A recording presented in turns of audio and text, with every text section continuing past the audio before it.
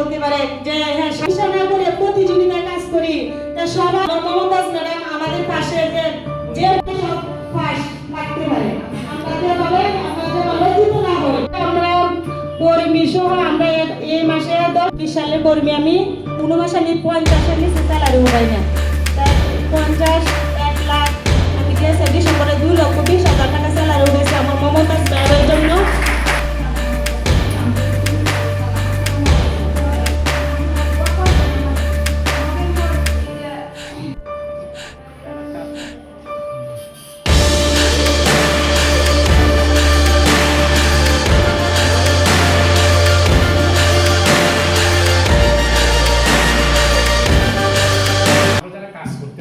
কাজের ক্ষেত্রে তো আমাদের এখন পেনশন সুবিধা চালু করছে।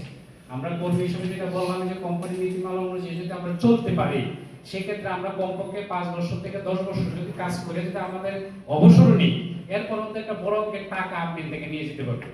মানে আমাদের কর্মীদের ক্ষেত্রে এই সুবিধাটা গ্রুপ বিমা স্বাস্থ্য বিমার ক্ষেত্রে আওতাধীন না হয় সেটা আমাদের সরকারি থেকে টাকা কাটা হয়। সেক্ষেত্রে আজকে যে ইকবাল হোসেন মৃত্যুবরণ করছে আল্লাহ ওনাকে জান্নাত নসিব করুক দোয়া করি আমাদের। সেটার জন্য আমাদের আজকের দোয়া মাহফিল চেক হস্তান্তর অনুষ্ঠান। সে 3টি বাচ্চা রেখে গেছে, একটি 6 মাসের বাচ্চা আর 2টি ছোট ছোট বাচ্চা। সেটা আমরা তার পরিবারের জন্য পরিজনের জন্য দোয়া করি যেন বাচ্চাটিকে শান্তিতে থাকতে পারে। সেই সুবাদে আমরা আজকে চেকটা হস্তান্তর করে তাদেরকে আমরা বিদায় করে দিব।